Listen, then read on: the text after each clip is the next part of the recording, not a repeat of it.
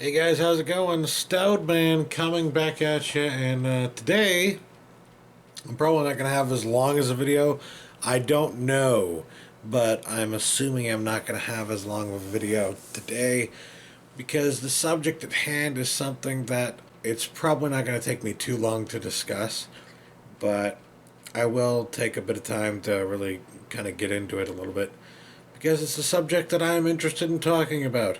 On my most recent long as heck video, is Blu-ray a failure? A response to Multimedia J. I got a response from a viewer asking, and the response was, I have a request, and that would be, in your mind, where do you see DVDs, Blu-rays, and physical media going in the future? Do you see it dying out? And what about actual film too? And maybe even, what do you think the future of cinema will be? Take it easy. Well, those are some really interesting things that I think about quite frequently, right? And when it comes to what the future will be, it's kind of hard to say, right? It's hard to say exactly what's going to happen. As with Blu ray, we saw, Blu ray was poised to become the next big thing. It is the best physical technology out there, right? It was the best physical technology out there.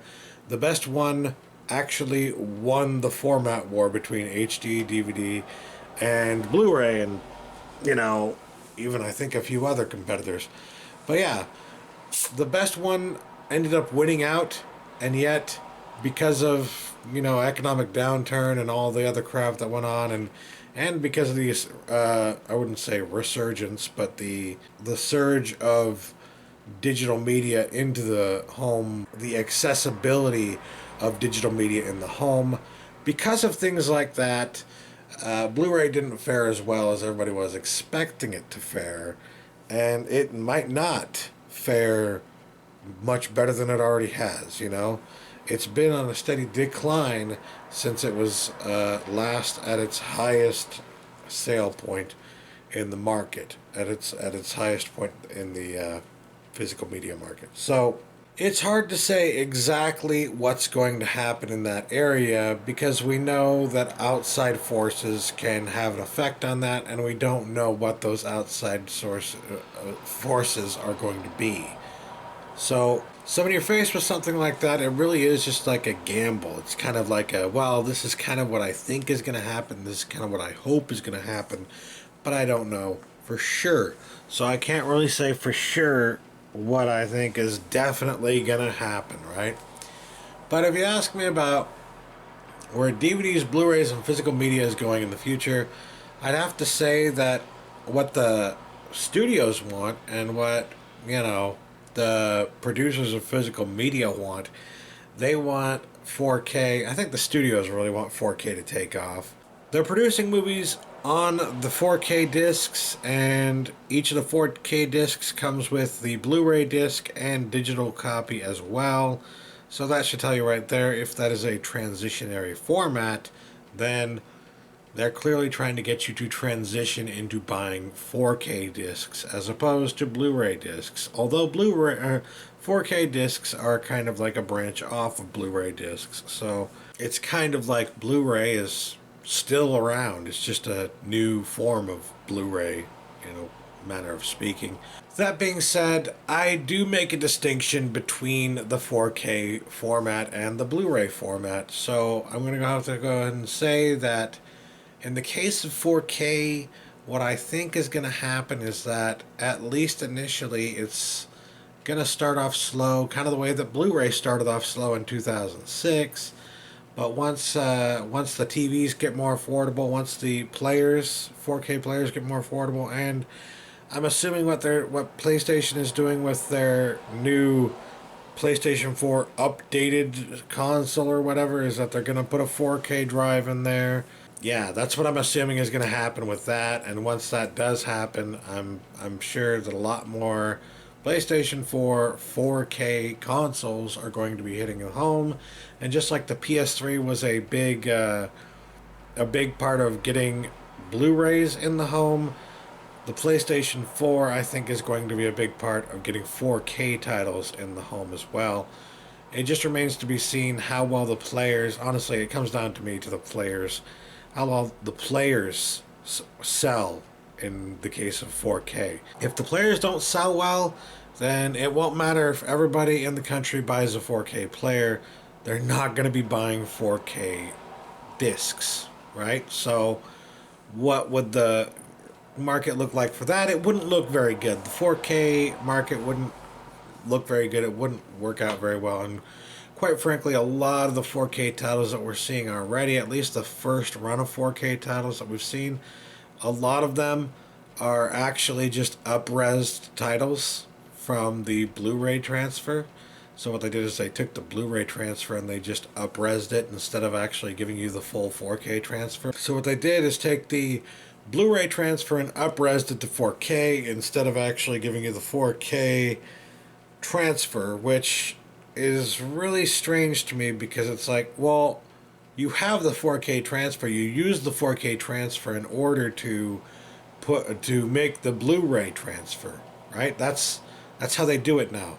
They first scan a 4K transfer, right? 4K, and then in order to make it 1920 by 1080 so that it fits onto a Blu-ray disc and all that, they down-res it essentially to 2K from 4K. So it's got 4K source elements, but it's a 2K Blu-ray with the 4K source elements. This is the best it can look on Blu-ray, right? But they still had that 4K transfer to work with from the very beginning, so it really doesn't make any sense for them to have decided that they were going to use the same transfer that they put on the Blu-ray and then up-res that. That takes more time to up-res it again to 4K, and it makes no sense to do that.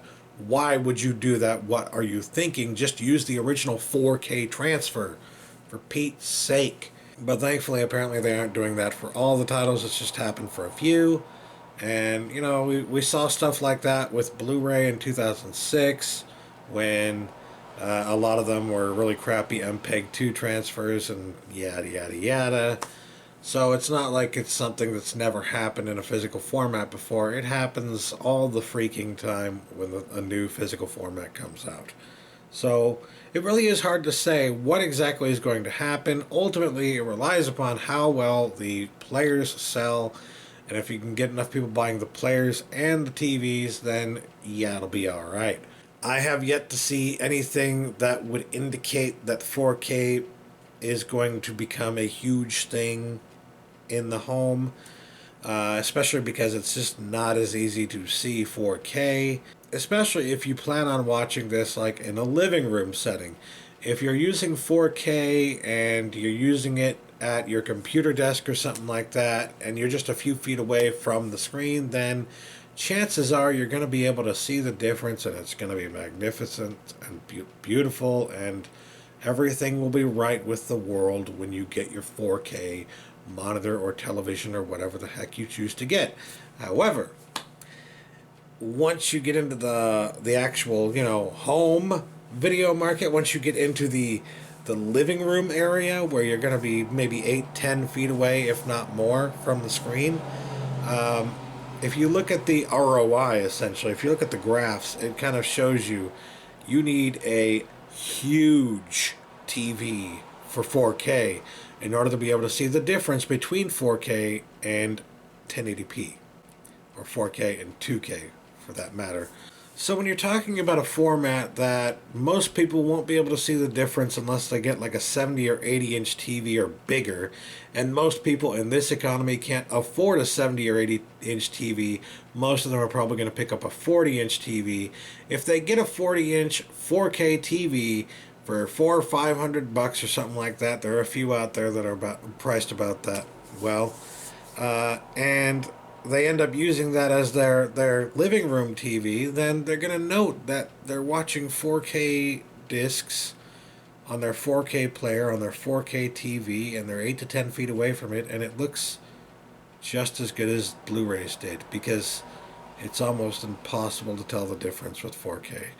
Like, you can tell if you're up close and personal, but if you're not up close and personal, you need a huge freaking screen, which is why it works well in a cinema if you have a real, actual home theater with like a 4K projector, which, by the way, that's going to cost you a fucking pretty penny. And, you know, you've got a 100 or 200 inch screen to watch it on, then awesome. But guess how many people are going to have that? Guess how many people are going to have the technology and be able to afford the technology necessary in order to really get anything significant out of 4K?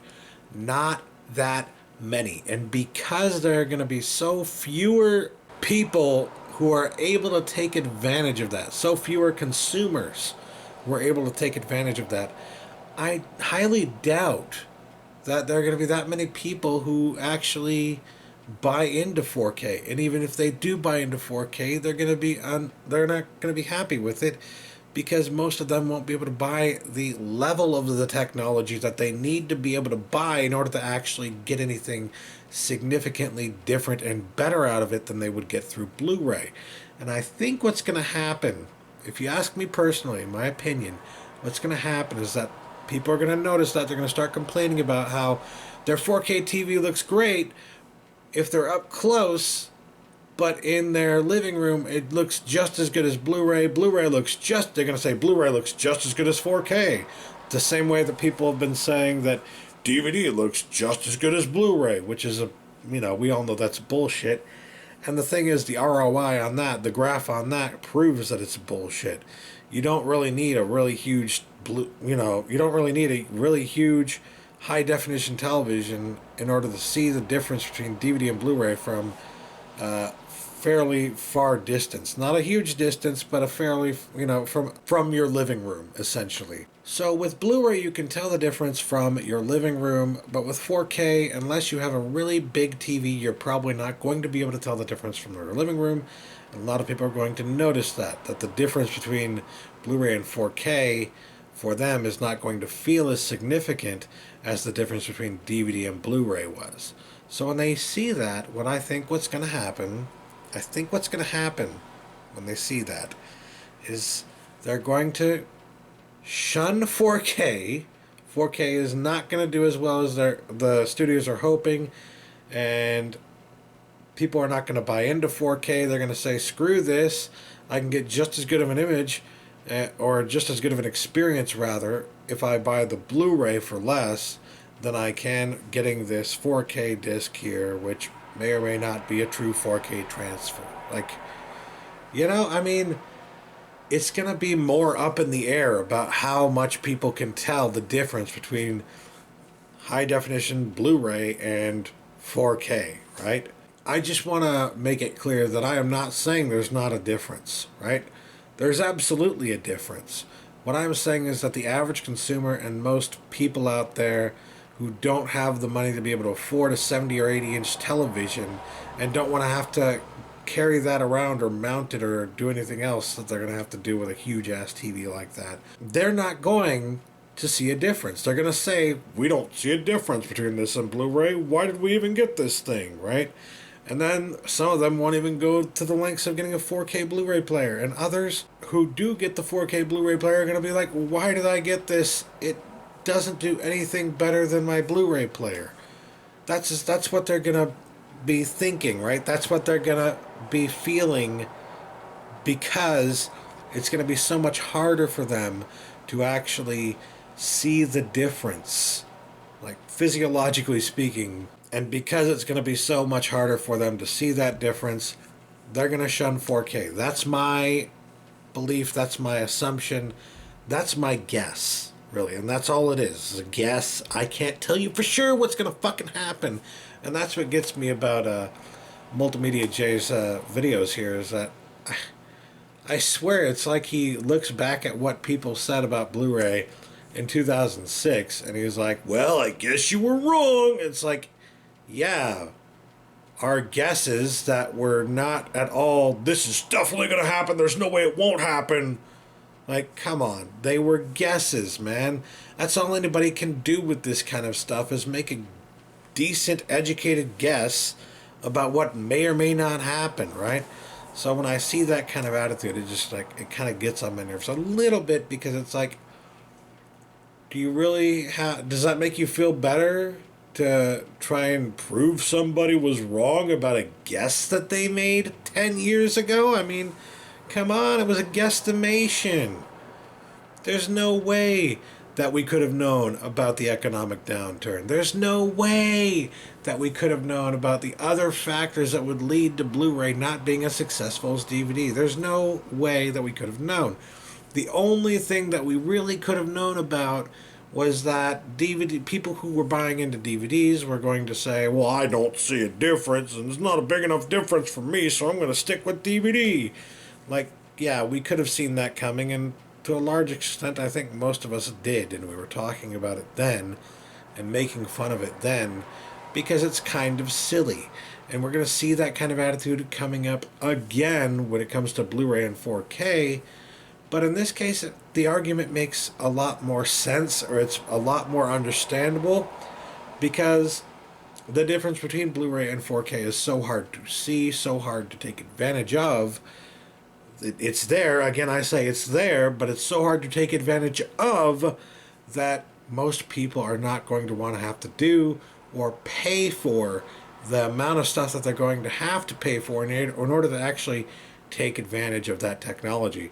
So most people, I think, are going to stick with Blu-ray, and quite frankly, I think that what we could see as a result of that, and if the economy takes a turn for the better here in the next few years even, what we could see as a result of that is actually a resurgence of Blu-ray. We could see Blu-ray really starting to take hold in the market. Now, as for DVD, I don't know. I think that it's going to stay around for another 5 to 10 years, if not longer, because, as I mentioned in previous videos, it has such a huge market share. There's so many people out there who have DVD players. So if you have this access to this technology, which practically everybody has, and you see a DVD out there for 50 cents to a buck or something like that, and it's something that you want to see, then of course you're going to get that. Come on. Unless there's a Blu-ray that's also fairly affordable, chances are you're going to say, "Hey, this DVD here is a lot cheaper than the Blu-ray. I'm going to go for the DVD." Of course you're going to go for that. And there are companies, like I mentioned, like Mill Creek, who base their entire, well, not their entire business off of that, but they base a lot of their business off of that. They continue to put out huge DVD sets. They're just now putting out DVD sets for Miami Vice, like a re-release of Miami Vice, and for the first time ever, actually, a complete series set of Mad About You, which Paul Reiser, I'm sure, will be happy about after that leaked email made it look like he was really, really depressed that none of his fans could get past season 2 on DVD for the longest time. So now they'll be able to get the complete series on DVD thanks to Mill Creek. And that's what Mill Creek does. They get the content that people want to see on DVD, and then they put it out there for a really low price, and people buy it up because it's a good price and it's a good deal. And who cares that it's DVD? DVD is a good format for something like a television show because it's cheap, it's affordable. Everybody has access to a DVD player, or most people at least. So yeah, I mean, of course they're really preying on that, and hate to say preying, because they're focusing on that market share, that market that has all these DVD players, all these people who have these DVD players, and they're saying, "Hey, look at us, we've got this DVD here for $5, and it's something that we know you like. Why don't you buy it?" You know, it's very much that kind of thing, right? They do their own stuff from time to time, and they do a bunch of movie packs as well. So they say, "Hey, here's 12 movies for $5, or 12 movies for $10. That's $1 a movie or less." Like, of course people are going to say yes to that, you know? So why are they successful? Because they know what they're doing, because they're paying attention to the market and giving the market what it wants, right? So do I think DVD's going anywhere anytime soon? No. No. It's too cheap, it's too affordable, and it's in too many damn homes. It's not going to go anywhere. It's going to get cheaper, and it's going to be, I think, harder for companies to make as much money on it as they used to. And I think the biggest thing with DVD that's going to happen probably is what is already happening with the 4K releases. They're cutting the DVDs out of those combo packs, right? So they're probably going to start cutting those DVDs out of the combo packs. And my big prediction, my really strong, like, oh, call me on this one if you really feel like it, and it doesn't actually happen. But my big prediction here is that they're going to stop selling DVDs for major studio titles. So stuff like Star Wars The Force Awakens that just came out, they're going to stop selling DVDs for titles like that. For the major studio titles, you're not going to see them anymore. It's only going to be DVDs from people like Mill Creek, or for titles that are lesser known, lesser heard of, kind of like the Warner Archive kind of stuff in some cases. Or they're just going to keep putting out the titles that they already have out. But the new titles, the new movies that they're putting out, I think they're going to stop production on DVDs for the newer titles.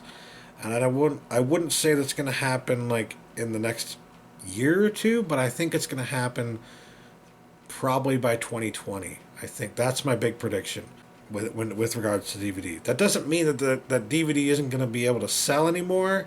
It just means that I don't think that for the major titles like Star Wars The Force Awakens, that people at that point are going to still be interested in getting the DVD over the Blu-ray, especially when they can get the DVD with the Blu-ray in a lot of those cases. So I think you're going to start to see the sale of new titles on DVDs really dwindle, even though they sell enough that they sell more than Blu-ray right now. I mentioned in the previous video why that happens, because there are so many more people who own a DVD player than own a Blu-ray player, right?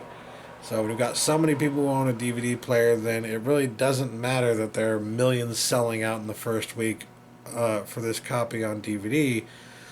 And what I'm saying is that by 2020, we're probably going to see DVDs falling under those numbers quite significantly in terms of their sales. And if I'm right about Blu-ray making a resurgence because people reject 4K a little bit, if I'm right about that, then Blu-ray making a resurgence in the market would also contribute to the whole DVDs maybe not leaving the market, but taking less of a stance in the market. So those are my predictions on that matter, that DVDs are going to be around for a while, and they're going to keep making and selling new DVDs for a while. But I think there's going to come a point where most of the new DVDs that are made are put specifically into the combo packs for Blu-rays and for stuff like Mill Creek.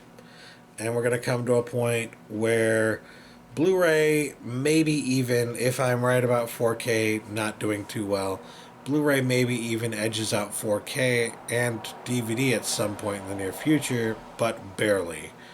I don't think that Blu-ray is ever going to be as popular as DVD was. I think it's pretty much impossible at this point. I do think that it could become more popular even than it is right now if people reject 4K. And another reason that I think people might reject 4K is because when it comes to things like the digital copies, we really don't have the technology in terms of like internet necessary in order to be able to stream things properly in 4K. Netflix says all you need is a 25 megabit per second download speed, but you know what? That's not counting if other people are using that. If there are more than one people in your household that are using the internet at once and you only have a 25 megabit per second download speed and somebody else is using the internet while you're watching something, while you're streaming something from a digital download site or whatever, from Vudu or Netflix or whatever it may be, if that's the case, you're just not going to see the 4K. You might get 1080p, but you're not going to see the 4K.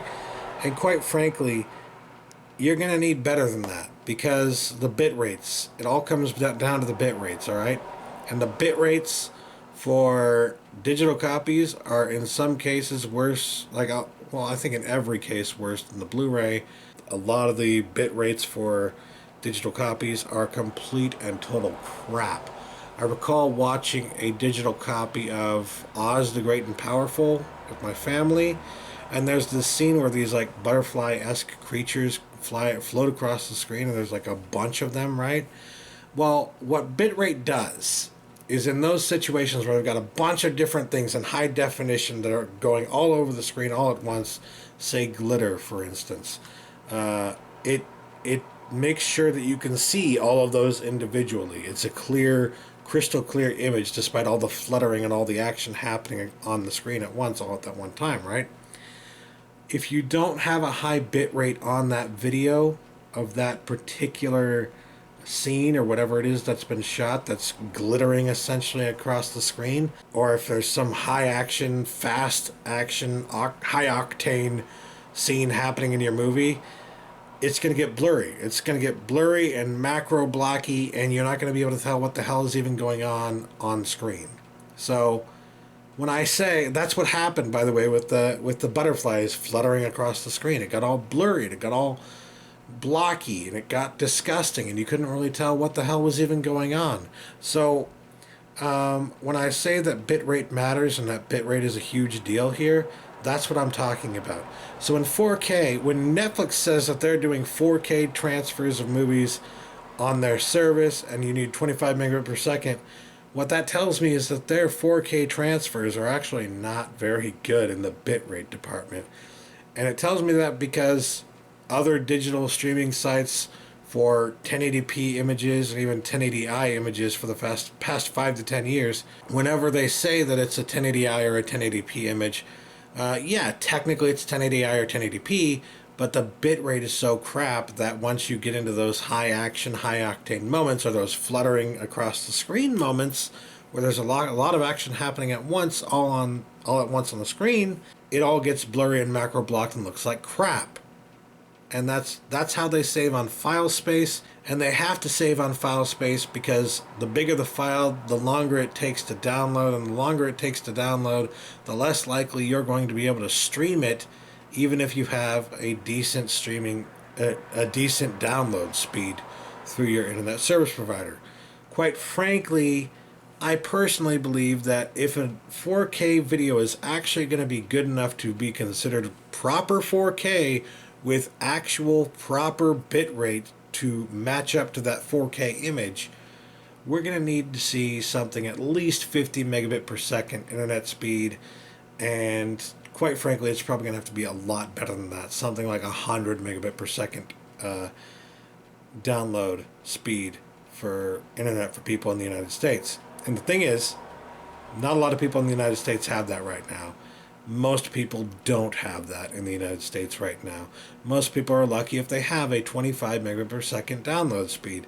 And the problem arises from the big companies, Time Warner, Comcast, Cox, not wanting to do anything about it, not wanting to fix the problem, not wanting to build their own backbones, because we're currently running on the structure of these old backbones from the 90s. And when that's what you're working with for your internet speed, it's like, well, no wonder you're not getting good internet speeds, and no wonder your experience with the internet is kind of crappy when it's all coming from these crappy old backbones that are gathering dust and just don't work as well in the modern age. You need modern backbones. There's a reason when you go to Europe, and in Europe they have way newer backbones built in the last 10 to 15 years. And those backbones are capable of a lot more than what we've got here. There's a reason why you go there. The internet works a lot better there in Europe than it does here. And the reason is we're working with older backbones. We need somebody to step up and start building newer backbones, and realizing, by the way, that if they do that, they will solidify and cement their place in this market for decades to come. So it's actually a really smart investment, a very smart move to make, but nobody wants to make it because they want to make as much money as they can off of the current old-ass technology. So if you want to talk about why this is happening and why I don't think that digital copies in 4K are going to take off anytime soon, there's your reason. People are going to see that in 4K, even when they get their 4K digital download copy, their digital copy in 4K, it's still going to look like crap when it comes to the high action, high octane moments in the film. And when they see that, they're going to be like, what the fuck? I bought a 4K TV. I downloaded a 4K digital copy of my favorite movie, and it still looks like crap. What the hell? And that is when they'll go to the disc, and they go to the 4K disc, and they say, this doesn't look any better than the Blu-ray. What the hell? And that is why I believe there's going to be enough people who think that, who are just like, it doesn't look very good. It doesn't look very good. And they're going to realize that the best image they can get for the best price is probably from a Blu-ray. So that's why I think Blu-ray could actually have a resurgence in the market. It's something I'm hopeful for. It's my best guess. I can't say for sure that it's going to happen, but yeah, that's my hope, I guess. As for where physical media is going in the future and what the future of cinema is, I actually read an interesting article recently about somebody trying to, or a company rather, trying to turn film into essentially DNA. That hear me out on this. I know you're like, wait, what?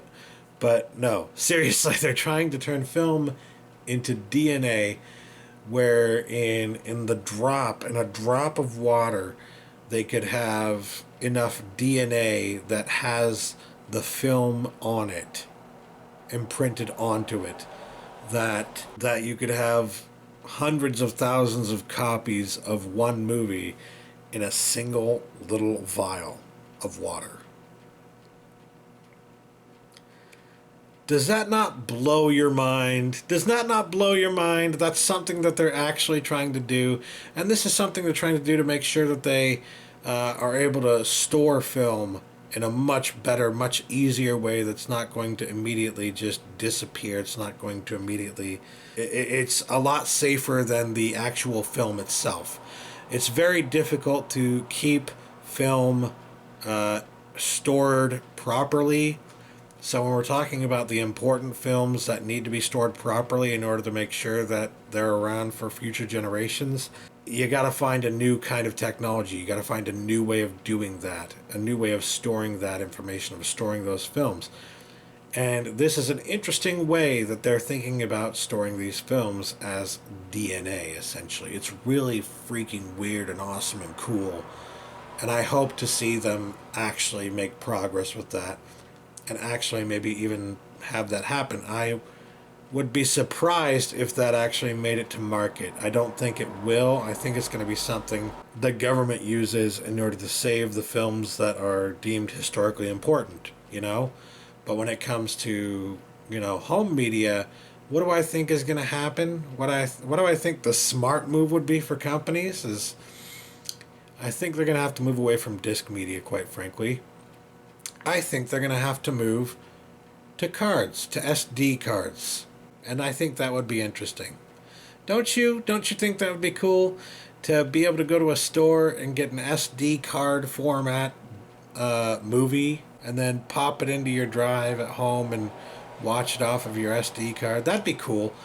I mean, maybe that'll happen. Maybe it won't. I feel like maybe the technology for that is like already come and gone, and they have decided not to do it, and they might never do it. But I think that would be a cool thing for them to do. I think I would be absolutely interested in seeing something like that, but I don't know that they're actually going to do something like that. So it's hard to say, but if digital has problems thanks to 4K and thanks to the crappy internet speeds that we have in this country, they're going to have to find some kind of physical format that is both cheap, effective, and affordable for them to put out on the market. Something that will have the video that they want to have on their particular copy of this movie. It'll have it in the best possible quality for any and every consumer. So if all they have is a 480p TV, then it'll be in 480p. If all they have is a 720p TV, then it'll be in 720p. If all they have is 1080p, then it'll be in 1080p. If they have 4K, it'll be in 4K. And it'll be easy for them to put all of that on one little SD card and just ship it out. And because it's an SD card, they won't even have to waste too much on packaging. It'll be cheaper to package, and that way they can make more money on that investment. And also, they'll be able to potentially make players for the television that are very small, very tiny, because all you have to do is stick in an SD card essentially. So, yeah, I think there's a potential for that in the market still. I just, I can't see it happening right now. And quite frankly, if it doesn't happen right now, it might never happen. So, it's hard to know for sure where it's going to go, but at least for the next 5 to 10 years, I think DVDs and Blu-rays are going to be around, selling, being made, being produced. We're still seeing a lot of movies being produced physically on Blu-ray, both by the studios and by private studios who are licensing material out from the big studios. So when you're seeing that kind of devotion to a format still, it is indicative of the fact that even though it's not selling as well as DVD or other formats, it's still selling well enough that it's going to remain in the market for quite some time. And I'll tell you this one last thing. When it comes to digital copies, they're not selling as well as you think they are. They sell well, but I don't think they sell as well as DVD and Blu-ray combined. So, it sells well enough for them to keep it up there and to keep it a viable thing. It sells well enough for Voodoo to make money. It sells well enough for the studios to make money off of it.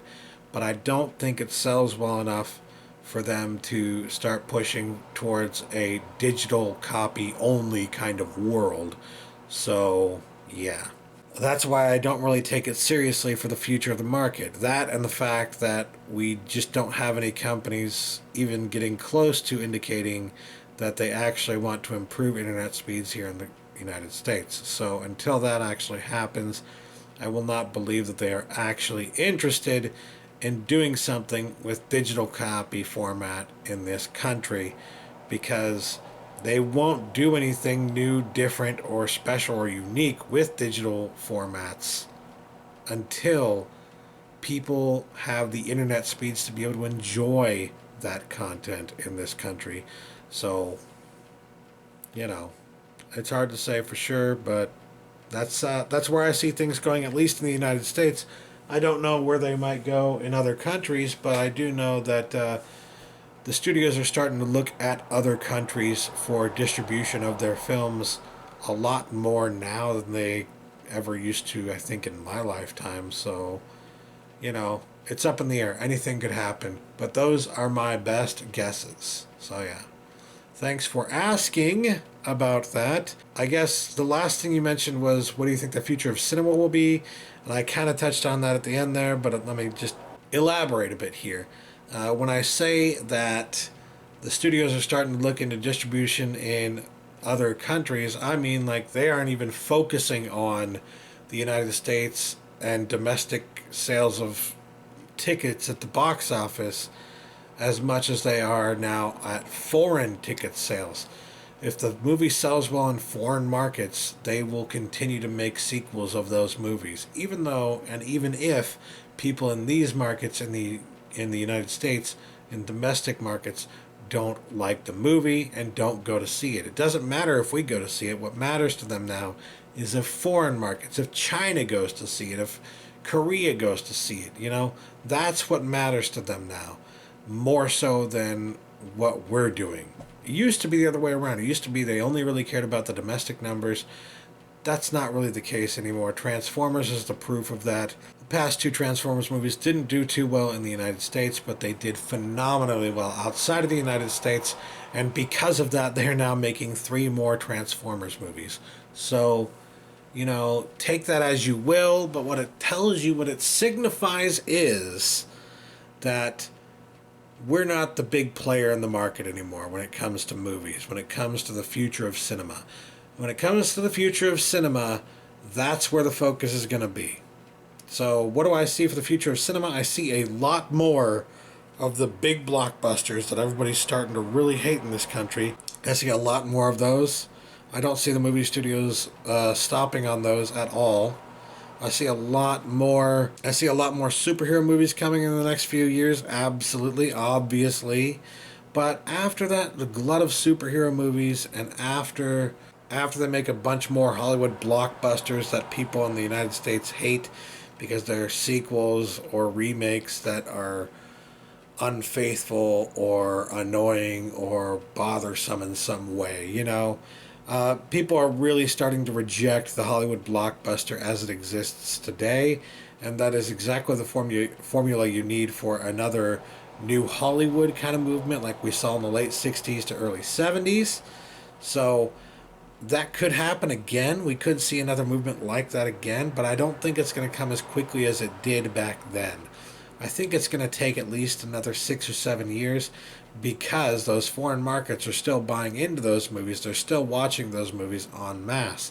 So until those foreign movies follow suit with us and start rejecting those movies just as much as we are, until that happens, they're going to keep making those movies.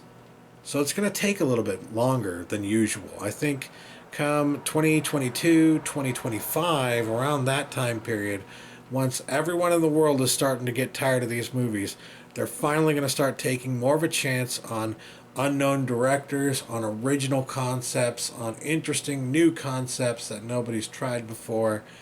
And it's going to be an amazing era for film. That's what I see coming up for the future of cinema, is this amazing era that is going to immediately precede an era of what will most likely be crap or things that people don't actually like, things that the audience don't like.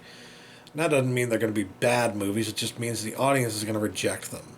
So there's going to be a huge moment of audience rejection, but even though the audience is going to reject these movies, after it's all said and done, after another 10 or so years, we're finally going to start to see some new original creative stuff, and it's going to be amazing. I think it's going to be it's going to be the rebirth of the new Hollywood era, and after that we're going to see, I think, the rebirth of the blockbuster era that brought us Star Wars. Because and I'm sure these things are going to look different, by the way, because nothing ever looks exactly the same way that it did before. There are always these small, almost imperceptible changes sometimes, but sometimes really big, obvious, perceptible changes that take place between here and there, even when we're seeing the same thing happening over and over and over and over and over again, right? Even when history repeats itself, small things still change in the repetition of it all. And I think that's very likely going to happen here, but I also believe that in this case, history is going to repeat itself sometime in the next 10 to 15 years for cinema. So I'm really excited to check that out. I am so happy to be living in a time period like this, because this is some really interesting stuff happening in cinema today, in Hollywood, and the movie industry at whole. So yeah, I'm very excited to see what happens next. And I only hope that I'm alive to be able to see all of the really good stuff that comes out, And I think I will be, so awesome. That being said, I've already taken this on way too long, so let's finish this video off. Catch you guys later. Peace.